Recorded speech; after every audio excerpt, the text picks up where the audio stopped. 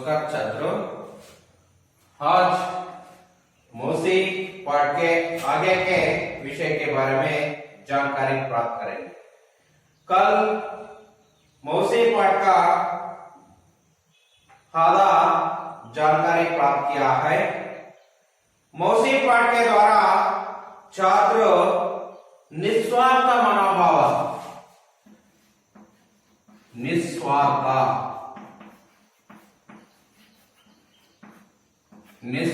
मनोभाव की भावना सीखते हैं और इस कहानी के द्वारा बच्चे दूसरों को परोपकार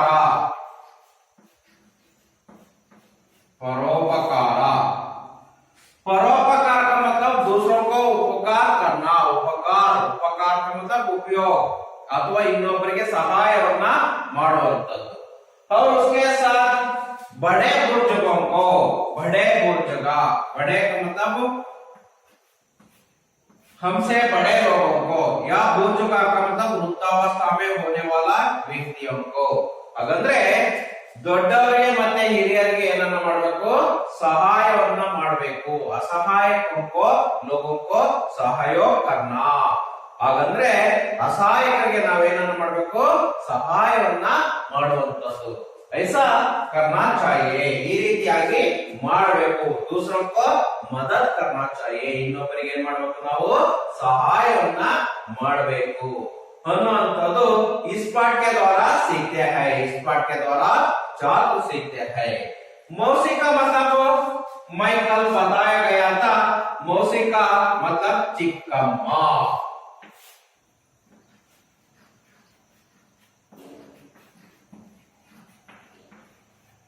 भीष्म सहनी जी लिखा हुआ, भीष्म सहनी जी लिखा हुआ इस कहानी के द्वारा, भीष्म सहनी जी लिखा हुआ इस कहानी के द्वारा, मौसी कहानी के द्वारा छात्र में निस्वार्थ भावना, परोपकार, बड़े बुजुर्गों को और असहाय लोगों को सहयोग करने की भावना सीखते हैं। अभी पाठ के और ध्यान देना है। एक औरत ने वह मौसी कहकर, उस औरत को मौसी कहकर पुकारते थे। बच्चे भी, बड़े उम्र के लोगों भी, और बच्चे और बड़े लोग के उम्र, ದೊಡ್ಡವರು ಸಹ ಮತ್ತೆ ಮಕ್ಕಳು ಸಹ ಆಕೆಯನ್ನ ಮೌಸಿ ಮೌಸಿ ಅಂತ ಕರೀತಾ ಇದ್ರು। मौसी सबको माँ के जैसे प्यार बनी है।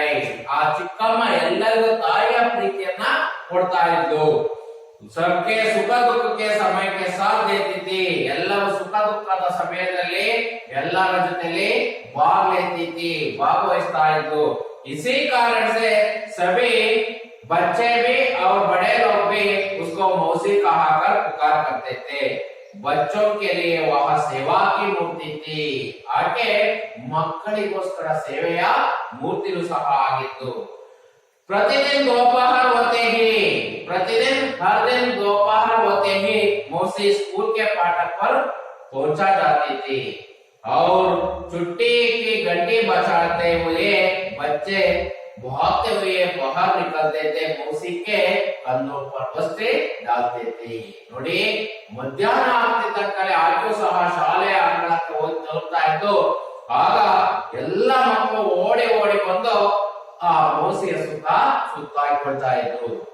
और महल या गली के वे सभी बच्चे उसे घेराते थे, ಎಲ್ಲ ಮಕ್ಕಳು ಸುತ್ತಾಡ್ಕೊಳ್ತಾ ಇದ್ರು। दोपहर डालते ही मौसी नीम के पेड़ जा पहुंचाते। दोपहर होते ही यहाँ सभी बच्चे भी नीम के पेड़ के नीचे पहुंचाती है। सभी बच्चे खेल करते थे, ಎಲ್ಲ ಮಕ್ಕಳು ಆಟ ಆಡ್ತಿದ್ರು। मौसी बच्चों के साथ खेलना, मौसिಗೆ ಆ ಮಕ್ಕಳ ಜೊತೆ ಆಟ ಆಡೋದು ಅನ್ನೋದು ಬಹಳ ಇಷ್ಟ। कहानियां, चुटकुले, पहेलियां आदि को सुनाना है। सुनाना का मतलब बोलना है। ऐसे अनेक कहानियां को कहते थे। ऐसा कहानियों में तोता तोती की कहानियां, काट के घोड़े की कहानी, विरोचिता कहानी आदि कहानियों को सुनाती थी। मौसी बच्चों को खिलाने के लिए चने, टिकिया मूंगफली आदि कुछ ना कुछ रखती थी और उसके साथ साथ वह बच्चों को बेटे बेटियां की तरह देखती थी। हर दिन आकस्मिक रूप से दोपहर की छुट्टी हुई है, सभी बच्चे बस्ते उठाकर दौड़ते हुए आते हैं। मौसी स्कूल के फाटक पर नहीं थी और शाम को बच्चे खेलने के लिए आते हैं, तभी भी मौसी नीम के पेड़ के नीचे नहीं थी। किसी को मालूम नहीं वहां कहा गई है, किसी को मालूम नहीं है, ಯಾರಿಗೂ ಗೊತ್ತಿಲ್ಲ ಆಕೆ ಎಲ್ಲೋದು ಅನ್ನೋದು ಯಾರಿಗೂ ಗೊತ್ತಿಲ್ಲ। ಆ ರೀತಿಯ ಘಟನೆ ಒಂದು ದಿನ ನಡೆಯಿತು। ಆಗ ಮಕ್ಕಳು ಏನ್ ಮಾಡ್ತಾರೆ, ಮುಂದೆ ಏನ್ ಮಾಡ್ತಾರೆ ಅನ್ನೋದು ನಮ್ಗೆ ಗೊತ್ತಾಗುತ್ತೆ। ಇಲ್ಲಿ ಮಕ್ಕಳೇ दो तीन वाक्य का पहला प्रश्न क्या है, मौसी कौन कौन सी कहानियां सुनाती थी? कौन कौन सी कहानियां सुनाती थी? तोता तोती की कहानियां, काट के घोड़े की कहानियां और विरोचिता कहानियां सुनाती थी। आप लोग को मालूम होना चाहिए, यहाँ 3 पॉइंट है, 3 पॉइंट की ओर ध्यान देना। तोता तोती की कहानियां, काट के घोड़े की कहानी, विरोचिता कहानी आदि कहानियों को सुनाती थी। इನ್ನು ಮುಂತಾದ ಕಥೆಗಳನ್ನ ಕೇಳಿಸ್ತಾ ಇತ್ತು। यहाँ पहला प्रश्न का उत्तर है। अभी आगे के भाग को देखना। उसके बाद एक बार पढ़ना चाहता हूँ, मौसी का पाठ के बारे में पढ़ना चाहता हूँ, लेकिन कल मैं क्या बताया गया उस प्रश्न का आप उत्तर सीखना चाहिए। ನಿನ್ನೆ ಹೇಳಿದಂತಹ ಪ್ರಶ್ನೆಗಳಿಗೆ ನೀವು ಉತ್ತರವನ್ನ ಹುಡುಕಿರಬೇಕು। ಯಾಕೆಂದ್ರೆ ಮಕ್ಕಳೇ ನಿಮ್ಗೆ ಗೊತ್ತಾಗ್ಲಿ, ಈ ಪಾಠದಲ್ಲಿ ಬರುವಂತಹ ಪ್ರಶ್ನೆಗಳನ್ನ ನೀವು ಕಲಿತು ನೋಟ್ಸ್ ಅಲ್ಲಿ ಬರ್ತಿರ್ಬೇಕು, ಮತ್ತೆ ಪರೀಕ್ಷೆಯನ್ನ ಕೊಟ್ಟಂತಹ ಸಂದರ್ಭದಲ್ಲೂ ಸಹ ಬರೆಯಕ್ಕೆ ಬಂದಿರಬೇಕು।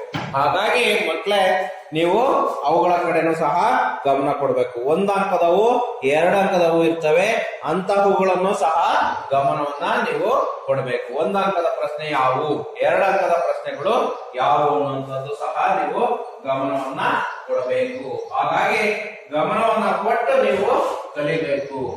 ಹಾಗಾಗಿ ಮಕ್ಕಳೇ ನೋಡಿ, ಮುಂದೆ ಆ ಮೌಸಿ ಪಾಠದಲ್ಲಿ ಬರುವಂತಹ 1 ಅಂಕದ ಪ್ರಶ್ನೆಗಳು ಯಾವ್ಯಾವು ಅಂತ ಹೇಳಿದ್ದೆ ನಿನ್ನೆನೂ ಸಹ ನಾನು ಒಂದು ಬಾರಿ ಅವನ್ನ ಪುನರಾವರ್ತನೆಯನ್ನ ಮಾಡೋಣ।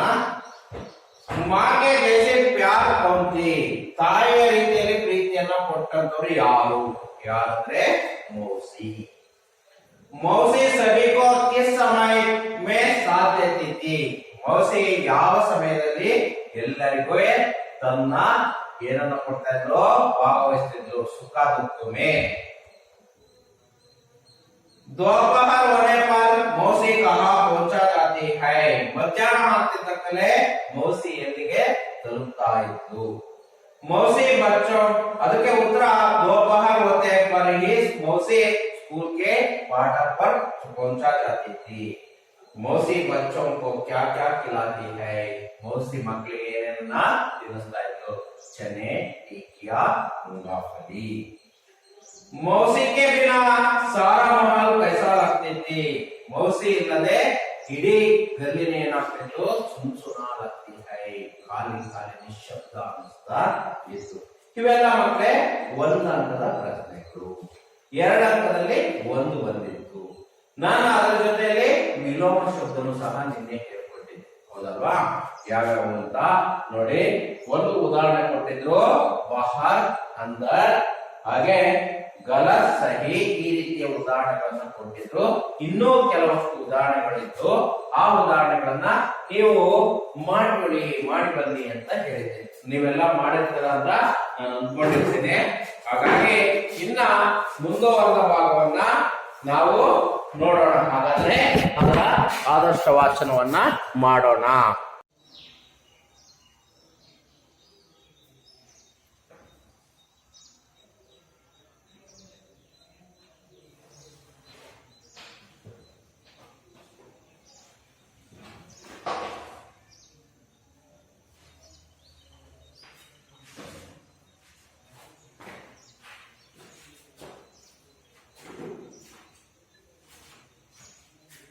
अभी मौसी पाठ का आदर्श वाचन देखिए बच्चे।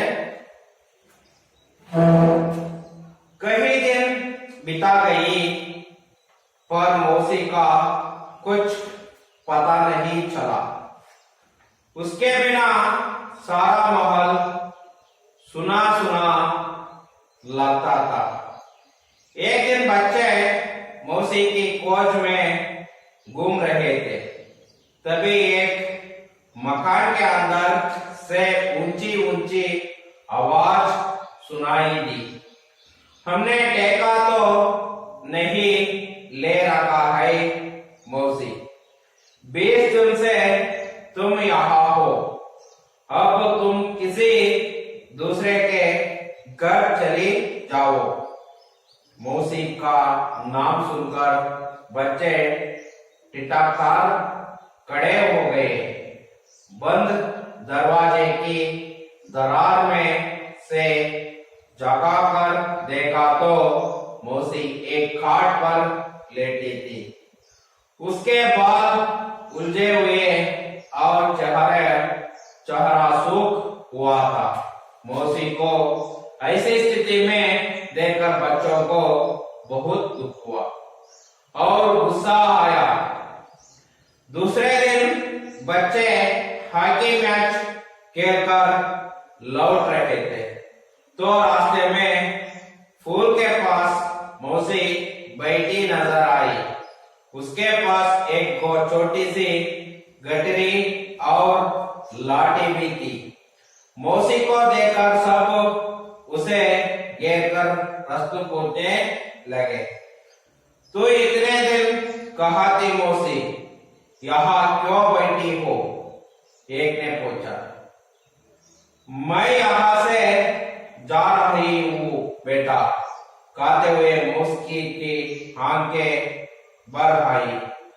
तो बीमार थी मौसी, तबीयत कैसी है? बलदेव ने पूछा। ऐसे बलदेव ने पूछा।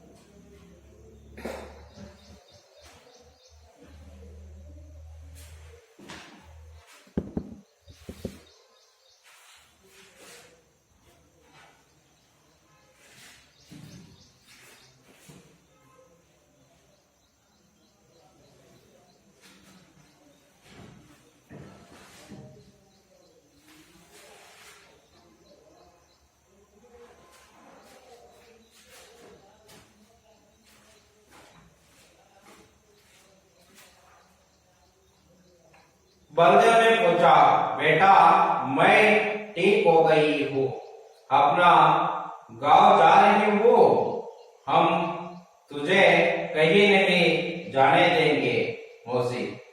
सबने एक स्वर में कहा। मौसी की आंखों में आंसू छलक उठे। दुकान के सामने एक खाट बिछी थी। 2-3 लड़के भागकर खाट उठा ले आए। उस पर मौसी को जबरदस्ती बैठा दिया। खाट को सीधे नीम के पेड़ के नीचे ले आए। कन्हैया भागकर अपने घर से दरी और ताकिया लाया। उषा थाली में 2 रोटियां लाई। योगराज एक कोठरी में दूध लाया। गोपाल घर से लैंप उठा लाया। मुन्नी पीने के लिए पानी लाई। बलदेव के पिता डॉक्टर थे, वह अपने पिता को क्लिनिक से खींचा लाया। मौसी बीमार है, अब जल्दी चलकर देखिए। बच्चे सोचने लगे कि मौसी को कहाँ ठहराया गया। उन्होंने निर्णय लिया कि वे बारी बारी से उसने अपने घर में रखेंगे। बाद में उन्होंने हेडमास्टर जी से विनती की कि मौसी को स्कूल में काम दिया जाए। हेडमास्टर जी ने मान लिया और मौसी को रहने के लिए स्कूल में एक कोठरी भी दे दी। मौसी फिर से स्कूल के आंगन में आने लगी। बच्चे उसे घेरे रहते और वह उन्हें कहानियां सुनाती। कभी कभी लाठी टेकती हुई मोहल्ले का चक्कर काटती। सभी घरों में जांग उनका कुशल क्षेमा पूछती।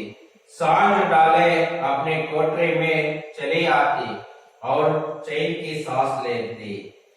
इस तरह बच्चों के प्रेम व स्नेह भाव से मौसी के जीवन में खुशी के दिन लौट आई। देखिए बच्चे, ಮುಂದಿನ ಭಾಗವನ್ನು ನೋಡೋಣ। ಹಾಗಾದ್ರೆ ಕಹಿ ದಿನ ಬಿತಾ ಗಯೆ, ಆಕೆ ಆ ಶಾಲೆ ಹತ್ರ ಬಂದಿಲ್ಲ, ಹಾಗೆ ಅನೇಕ ದಿನಗಳು ಕಳೆದೋದು। पर मौसी का कुछ पता नहीं, ಆದ್ರೆ ಮೌಸಿಯ ಬಗ್ಗೆ ಯಾವುದೇ ಅರಿವು, ಯಾವುದು ಎಲ್ಲಿ ಹೋಯ್ತು ಅನ್ನೋದು उसके बारे में जानकारी नहीं मिला। ಆಕೆ ಬಗ್ಗೆ ಯಾವುದೇ ತಿಳುವಳಿಕೆ ಸಿಗಲಿಲ್ಲ। उसके बिना सारा महल सुना सुना लगता था। उसके बिना का मतलब मौसी के बिना उस मोहल्ला का मतलब आ बीदी या गली, ಆ ಗಲ್ಲಿ ಅನ್ನೋದು ಸುನಾ ಸುನಾ ಸುನಾ ಸುನಾ ಅಂದ್ರೆ ಖಾಲಿ ಖಾಲಿ ಅಂತ ಇತ್ತು, ಖಾಲಿ ಖಾಲಿ ಅನ್ನಿಸ್ತಾ ಇತ್ತು। ಇದು एक वाक्य के लिए प्रश्न पूछ गया है। एक वाक्य के लिए क्या है? मौसी के बिना महल कैसे लगती थी? सुना सुना लगता था। एक दिन बच्चे मौसी के कोच में घुमा रही थी। एक दिन क्या क्या है, सभी बच्चे ने मौसी को कोच में मौसी हुडकोद्ರಲ್ಲಿ ಹೊರಟರು।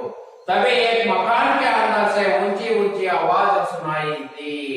तभी उसके यहाँ एक मकान के अंदर, मकान का मतलब घर के अंदर, एक घर के अंदर ಒಂದು ಮನೆ ಒಳಗಿಂದ ಒಂದು ಶಬ್ದ ಬರುತ್ತೆ। ऊंची ऊंची आवाज, ಎತ್ತರವಾದಂತಹ ಶಬ್ದದಲ್ಲಿ ಬರುತ್ತೆ। आवाज सुनाई, ಕೇಳಿಸ್ಕೊಳ್ತಾನೆ। ಆಗ हमने टेका तो नहीं ले रखा है, ನಾವು ಇಲ್ಲಿ ಬಿಡಬಾರದು ಅನ್ನೋದನ್ನ ನಿಶ್ಚಯ ಮಾಡಿ ಮೌಸಿ 20 दिन से तुम यहाँ हो, ಹಾಗಾದ್ರೆ 20 दिन से 20 ದಿನಗಳಿಂದ ನೀನು ಇಲ್ಲೇ ಇದೀಯಾ, ಈ इस मकान में, इस घर में ही रहते हो, ನೀನು ಇಲ್ಲೇ ಇದೀಯಾ।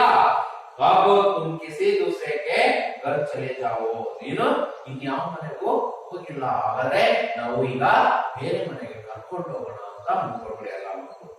मौसी का नाम सुनकर बच्चे टिटकार कर खड़े हो गए हैं। ಎಲ್ಲ ಆ ಮೌಸಿ ಹೆಸರನ್ನ ಕೇಳ್ತಿದ್ದಂತೆ ಸಭೆ ಬಚ್ಚೆ ಗಟ್ಟಿಯಾಗಿ ನಿಂತ್ಕೊಂಡ್ರು, ಅಲ್ಲೇ ನಿಂತ್ಕೊಂಡ್ರು, ಯಾರು ಸಹ ಅಲ್ಲಾಡಲಿಲ್ಲ।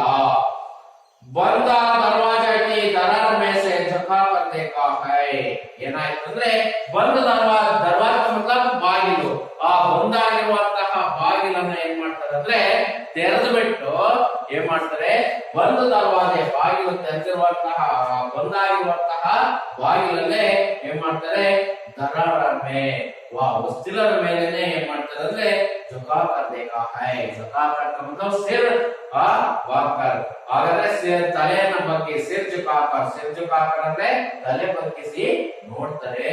ಮೌಸಿ एक खाट पर लेटी थी, ಏನಾಯಿದಳೆ, ಹಾಗೆ ಮೌಸಿ एक खाट पर ಒಂದು ಮಂಚದ ಮೇಲೆ ಏನ್ ಮಾಡಿದರೆ ಲೇಟಿತಿ मतलब ಮಲಿಕೊಂಡಿದ್ದಾಳೆ। ಆಕೆ ಮಾಡಿದ್ದಾಳೆ, ಮಲಿಕೊಂಡಿದ್ದಾಳೆ, ಆ ಮಂಚದ ಮೇಲೆ ಮಲಿಕೊಂಡಿದ್ದಾಳೆ। ಯಾರು?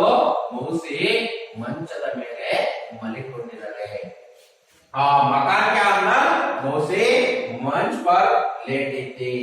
उसके बाद क्या हुआ है, वहां उसके बाल उलझे हुए थे।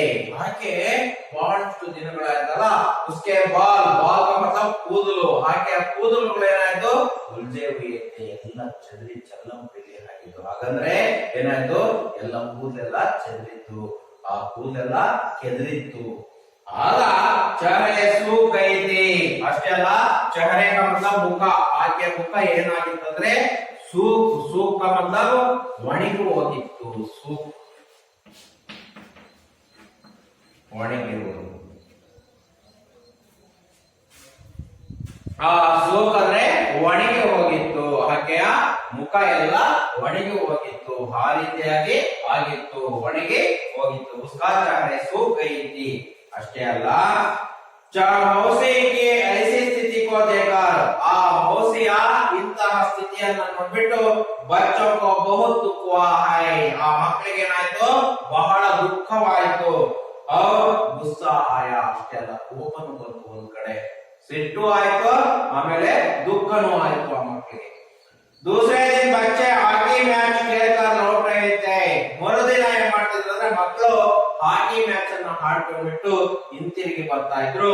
तो रास्ते में फूल के पास मौसी बैठी नजर आई है, ಅಂತಹ ಸಮಯದಲ್ಲಿ ಆ ಮೌಸಿ ಎಲ್ಲಿ ಕೂತಿದ್ಲಂದ್ರೆ ಫೂಲ್ ಕೆ ಪಾಸ್, ಫೂಲ್ का मतलब ಸೇತುವೆ, ಬ್ರಿಡ್ಜ್ ಗೊತ್ತಾಯ್ತಲ್ಲ, ಆ ಸೇತುವೆ ಪಕ್ಕ ಕೂತಿರುವಂತಹ ನಜರ್, ನಜರ್ का ದೃಷ್ಟಿ आ गई है.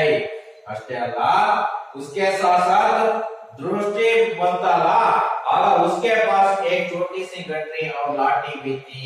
उसके पास ಹಾಗೆ ಆಗ್ತಿರದಂತಹ ಚಿಕ್ಕದಾದಂತಹ ಗಂಟು ಗೊತ್ತಾಯ್ತಾ, ಬಟ್ಟೆಯಿಂದ ಕಟ್ಟಿದಂತಹ ಗಂಟು, ಅವ್ರು ಲಾಠಿ ಬೀತಿ, ಲಾಠಿ ಅಂದ್ರೆ ಕೋಲು, ಹಾಗೆ ಹತ್ರ ಒಂದು ಗಂಟು, ಬಟ್ಟೆ ಗಂಟು ಮತ್ತೆ ಲಾಠಿ ಕೋಲು ಇತ್ತು.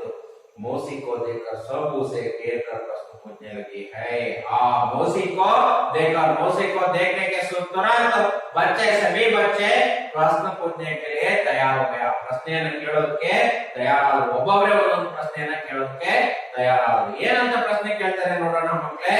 ಹಾಗಾದ್ರೆ तू इतने दिन कहाँ थी मौसी, यहाँ क्यों बैठी हो, एक ने पूछा. ಒಬ್ಬ ಪ್ರಶ್ನೆ ಕೇಳ್ತಾನೆ, ಏನಂತ ಕೇಳ್ತಾನೆ ಅಂದ್ರೆ तू इतने दिन कहाँ थी मौसी, ನೀನು ಇಷ್ಟು ದಿನ ಎಲ್ಲೋಗಿದ್ದೆ ಚಿಕ್ಕಮ್ಮ.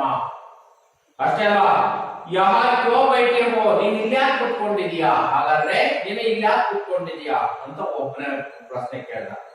मैं यहाँ से जा रही हूँ बेटा, ಆಗ ಆ ಮೌಸಿ ಉತ್ತರ ಕೊಡ್ತಾಳೆ, ಅದಕ್ಕೆ ಜವಾಬ್ ದೇತೆ ಹೈ, ಮೌಸಿನೇ ಜವಾಬ್ ದೇತೆ ಹೈ. मैं यहाँ से जा रही हूँ बेटा, ನಾನು ಇಲ್ಲಿಂದ ಹೋಗ್ತಾ ಇದ್ದೇನೆ ಮಗು ಅಂತ ಹೇಳ್ತಾರೆ. खाते हुए मौसी की आंखें भर आई. खाते हुए आ ಹೇಳುತ್ತಲೇ मौसी की आंखों में आंसू भर गए हैं, ಕಣ್ಣಲ್ಲಿ ಕಣ್ಣೀರು ತುಂಬಿಕೊಳ್ಳುತ್ತೆ.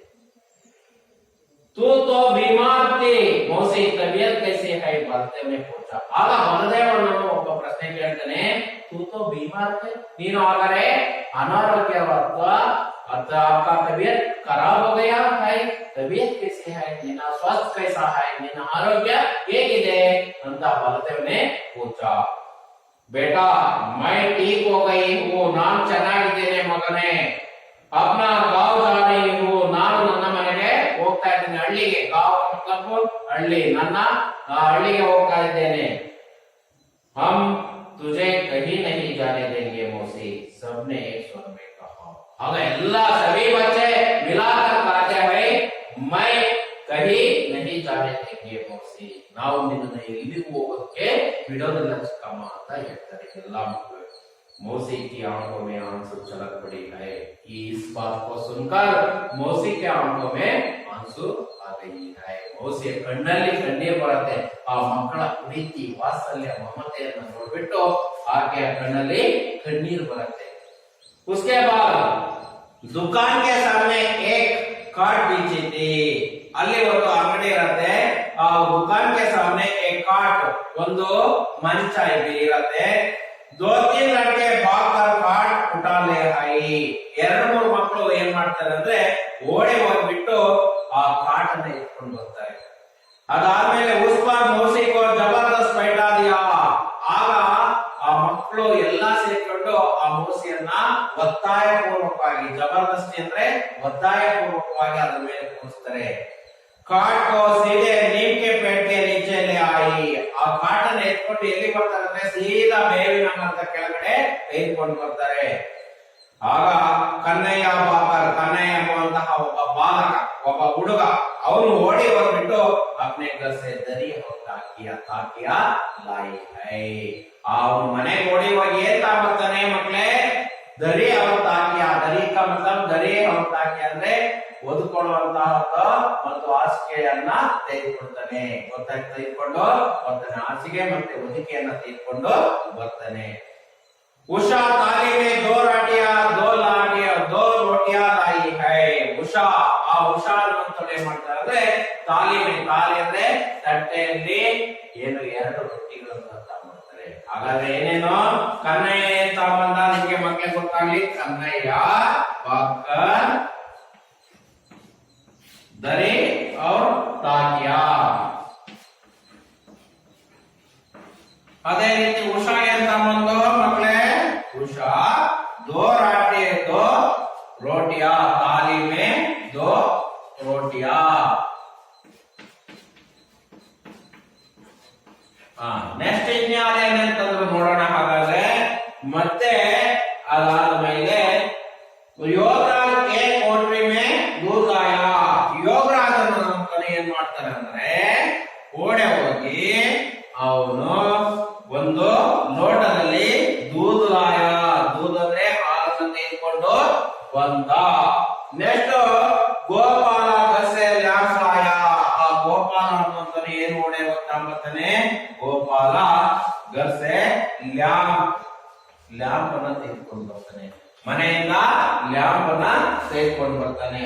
ಅದೇ ರೀತಿ ಮುನ್ನಿ ಏನ್ ಮಾಡ್ತಾರೆ ಅಂದ್ರೆ ಪೀನೆ ಕಾ ಪಾನಿ, ಮುನ್ನಿ ಪೀನೆ ಕಾ ಪಾನಿ.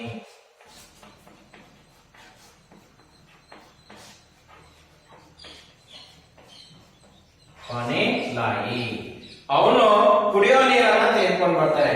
ಬಲದೇವ ಏನ್ ಮಾಡ್ತಾನೆ ಅಂದ್ರೆ ತನ್ನ ತಂದೆಯನ್ನು ಡಾಕ್ಟರ್, ಬಲದೇವನ ತಂದೆ ಯಾರು ಡಾಕ್ಟರ್.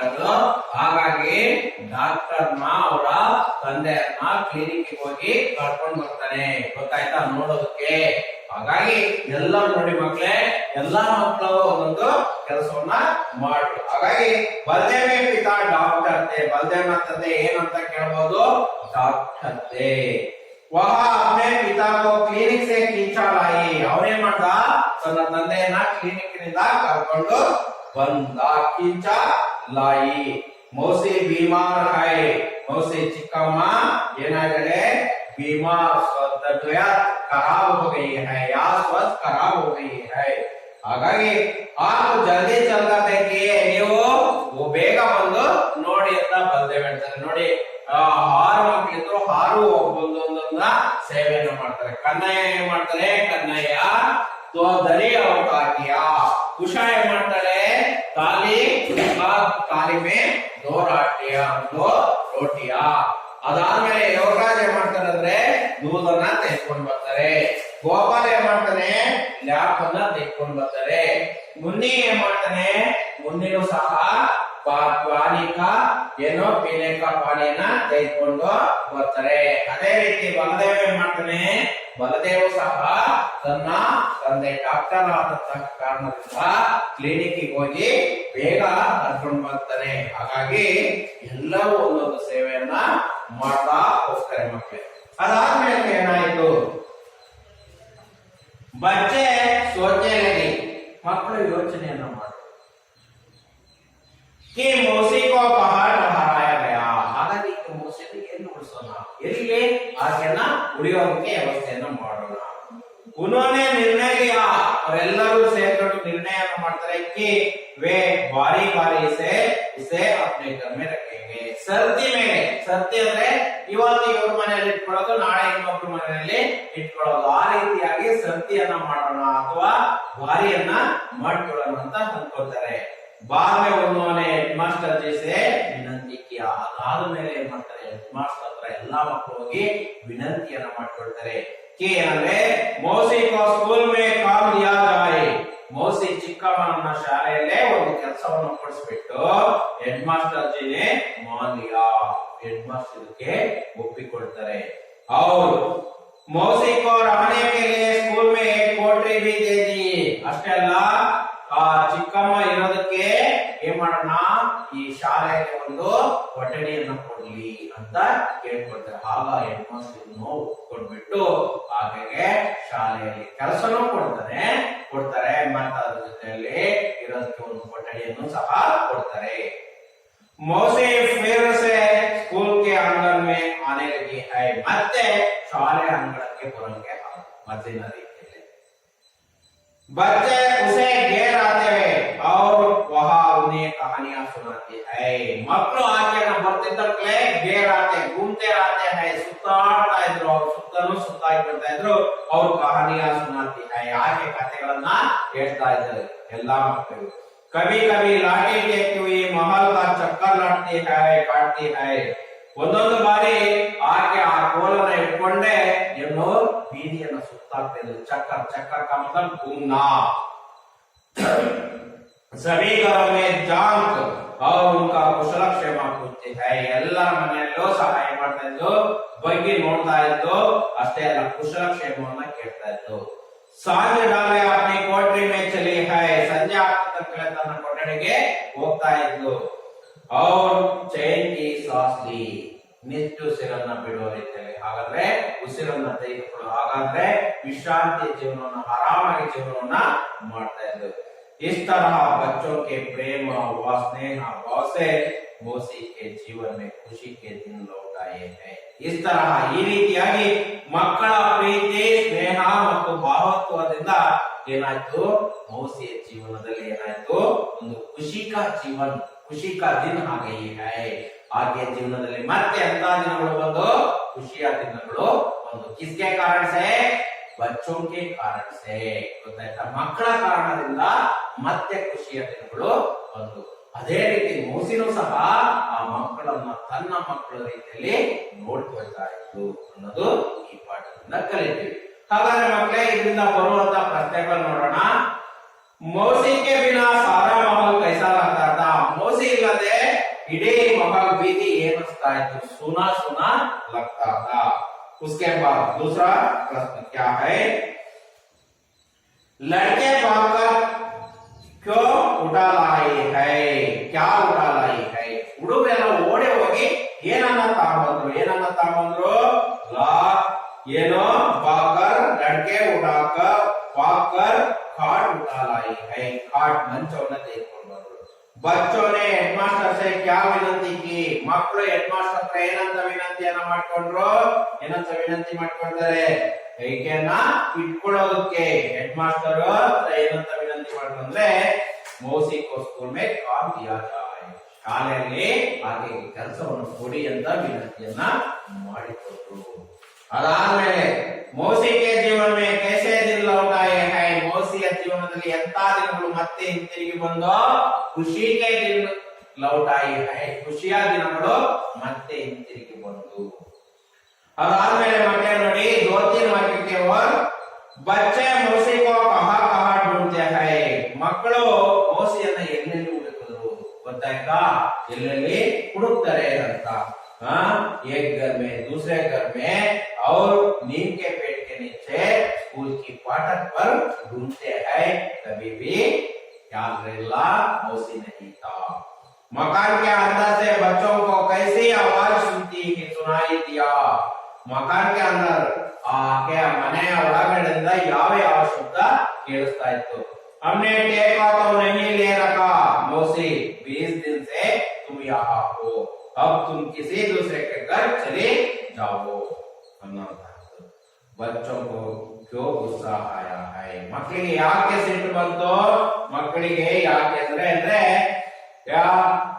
ನೋಡ್ತಾರೆ ಬಂದೆ दरवाजा की दरार में से झांककर देखा तो मौसी एक काट पर लेटी थी उसके बाल उलझे हुए और चेहरा सूखा हुआ था मौसी को ऐसी स्थिति में देखकर बच्चों को बहुत दुख हुआ और गुस्सा आया ಈ ಸ್ಥಿತಿಯಲ್ಲಿರುವಂತಹ ಅದನ್ನ ನೋಡ್ಬಿಟ್ಟು ಮಕ್ಕಳಿಗೆ ಒಂದ್ ಕಡೆ ಕೋಪನೂ ಬರುತ್ತೆ ಒಂದ್ ಕಡೆ ಏನಾಗತ್ತೆ ಅಂದ್ರೆ ದುಃಖನೂ ಆಗತ್ತೆ ಮಕ್ಕಳಿಗೆ ಗೊತ್ತಾಯ್ತಾ हालांकि इस पाठ में आने वाला पर्यायवाची शब्द के ऊपर थोड़ा ध्यान देना है पेड़ का पर्यायवाची शब्द पेड़ ಅಂದ್ರೆ ಏನಂತ ವೃಕ್ಷ पेड़ का पर्यायवाची शब्द वृक्ष ಮರ ಅಂತ ನಾವು ಕನ್ನಡದಲ್ಲಿ ಕರೀತೀವಿ ವೃಕ್ಷ दूसरा है दूध ಅಂದ್ರೆ ಅಮೃತ ಹಾಲು ಗೊತ್ತಾಯ್ತಾ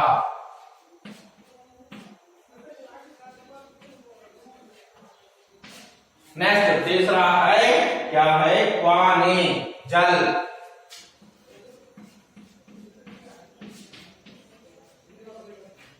नेक्स्ट चौथा क्या है घर मकान घर मकान, औरत स्त्री, औरत स्त्री, ऐसे पर्यायवाची शब्द। उसके बाद क्या है, कन्नड़ में अनुवाद कीजिए है। देखिए ಕನ್ನಡದಲ್ಲಿ ಅನುವಾದವನ್ನ ಮಾಡುವಂತದ್ದು। ಬಚ್ಚೆ ನೀಮ್ ಪೇಡ್ ಕೆ ತಲೆ ಕೇಳ್ತೇತೆ, ಮಕ್ಕಳು ಬೇವಿನ ಮರದ ಕೆಳಗಡೆ ಆಟವನ್ನ ಆಡುತ್ತಿದ್ದರು। ಉಸೆ ಸಬ್ ಮೌಸಿ ಕಹಾಕರ್ ಪುಕಾರ್ತೆ थे, ಎಲ್ಲರೂ ಆಕೆಯನ್ನ ಚಿಕ್ಕಮ್ಮ ಅಂತ ಕರೀತಾ ಇದ್ರು। बच्चों के लिए तो वहां सेवा की मूर्ति थी, ಮಕ್ಕಳಿಗೋಸ್ಕರ ಆಕೆ ಸೇವೆಯ ಮೂರ್ತಿ ಆಗಿದ್ದಳು। सबके घरों में जाकर कुशल क्षम पूछती थी, ಎಲ್ಲರ ಮನೆಯ ಇಲ್ಲಿ ಬಗ್ಗೆ ಅಥವಾ ಎಲ್ಲರ ಮನೆಗೆ ಹೋಗಿ ಆಕೆ ಕುಶಲ ಕ್ಷೇಮ। ಮಕ್ಕಳೇ, ಈಗ ಗೊತ್ತಾಯ್ತು ನಾವು ಈ ಪಾಠದಲ್ಲಿ ಬರುವಂತಹ ಎಲ್ಲವನ್ನೂ ಸಹ ಗಮನಿಸಿದ್ವಿ। ಒಂದು ವಾಕ್ಯ, ಎರಡು ವಾಕ್ಯ, ವಿಲೋಮ ಶಬ್ದ, ಪರ್ಯಾಯವಾಚಿ ಶಬ್ದ, ಕನ್ನಡ ಅನುವಾದ, ಇವುಗಳನ್ನೆಲ್ಲವನ್ನು ಗಮನಿಸಿದ್ವಿ। ಹಾಗಾಗಿ ಈ ಪಾಠದ ನೋಟ್ಸ್ ಅನ್ನ ನೀವೆಲ್ಲ ಪೂರ್ತಿ ಬರೆದು ಇದಕ್ಕೆ ಘಟಕ ಪರೀಕ್ಷೆಗೆ ನೀವು ತಯಾರಾಗಬೇಕು ಮಕ್ಕಳೇ। ಯಾಕೆಂದ್ರೆ ಈ ಪಾಠಕ್ಕೆ ಸಂಬಂಧಪಟ್ಟಿರುವಂತಹ ಪ್ರಶ್ನೆಗಳನ್ನು ನಾವು ಕೇಳ್ತೀವಿ ಘಟಕ ಪರೀಕ್ಷೆಯಲ್ಲಿ। ಹಾಗಾಗಿ ಘಟಕ ಪರೀಕ್ಷೆಗೆ ನೀವೆಲ್ಲ ತಯಾರಾಗಿರ್ಬೇಕು। ಇದನ್ನೆಲ್ಲ ನೀವು ಸರಿಯಾಗಿ ಬರ್ಕೊಂಡು ಸರಿಯಾಗಿ ಕಲ್ತ್ಬಿಟ್ಟು ಘಟಕ ಪರೀಕ್ಷೆಗೆ ತಯಾರಾಗಿ ಅಂತ ಹೇಳ್ತಾ ಈ ಪಾಠವನ್ನು ಮುಗಿಸ್ತಿದ್ದೇನೆ। ಧನ್ಯವಾದ।